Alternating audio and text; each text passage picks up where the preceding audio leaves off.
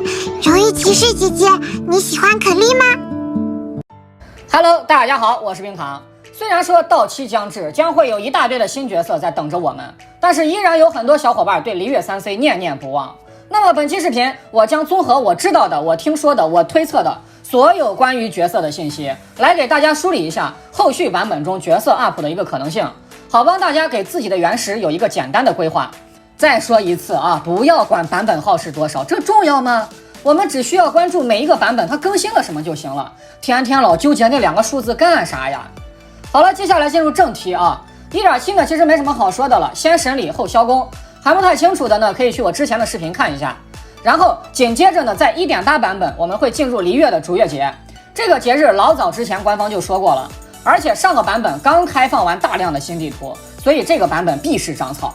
至于角色呢，我个人愚见是双复刻版本，其中甘雨是最稳的，99%的可能性差不多吧。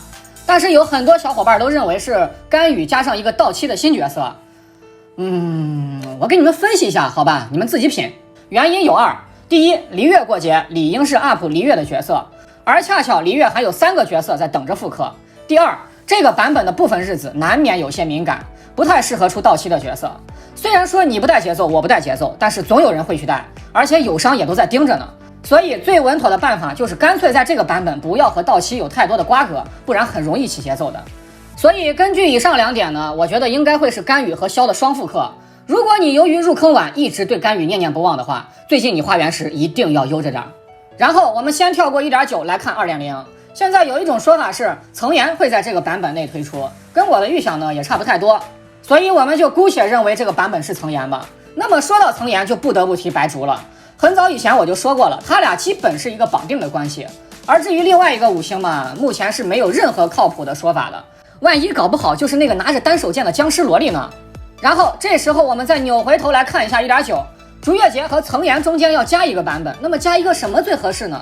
以我个人愚见，这个版本应该还是不会有太多的新内容，还是会以长草为主。2种可能吧，要么是单过羽球节，要么是羽球节带主线，就类似于风花节那样的，前面过节，后面推进主线剧情。那么根据这2种情况呢，卡池自然也会有2种情况。如果没有主线纯粹过节的话，那就是阿贝多加上另一个复刻角色。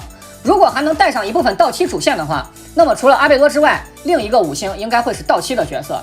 反正只要涉及到羽球节，阿贝多复刻这是妥妥的了，跟甘雨一样，99%的可能性吧。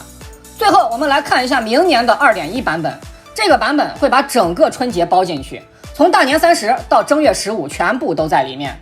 但是如果你问我这个版本的主题和角色的话，那我只能说，你问我，我问谁呀？我能看得这么远吗？